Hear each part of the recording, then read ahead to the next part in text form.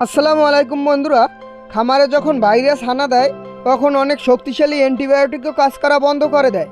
এর জন্য আপনাদের সাথে আমি আজকে খুব গুরুত্বপূর্ণ একটি ভাইরাস বিরোধী ওষুধ সম্পর্কে কথা বলবো, যেটির নাম হলো এসপিভাইরাসল।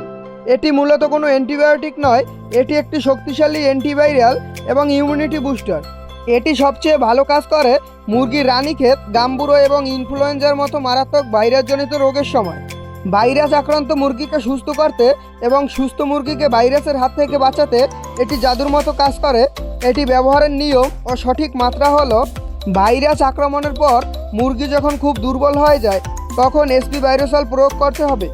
মাত্রা: রোগ প্রতিরোধের জন্য 1 মিলি ওষুধ 3 লিটার পানিতে মিশিয়ে খাওয়াতে হবে। আর যদি খামারে রোগ দেখা দেয় তবে 1 মিলি ওষুধ 1 থেকে 2 লিটার পানিতে মিশিয়ে টানা 3 থেকে 5 দিন খাওয়াতে হবে। এই ওষুধটি অবশ্যই দিনের বেলায় ফ্রেশ পানির সাথে মিশিয়ে খাওয়াতে হবে।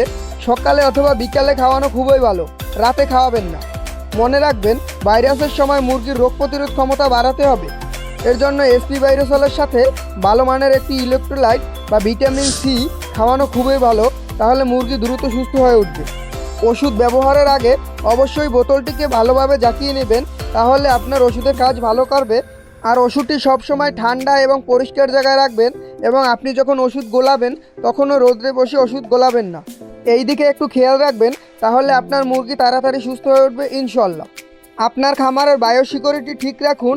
আপনার খামারকে ভাইরাস মুক্ত রাখতে এই ওষুধটি আপনার সংগ্রহে রাখতে পারেন এবং এটি ব্যবহার করতে পারেন।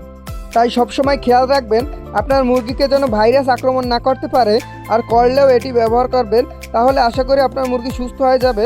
আর খামারের দিকে সবসময় সঠিকভাবে খেয়াল রাখবেন, তাহলে আপনি কিছু মুনাফা আর্ন করতে পারবেন ইনশাল্লাহ।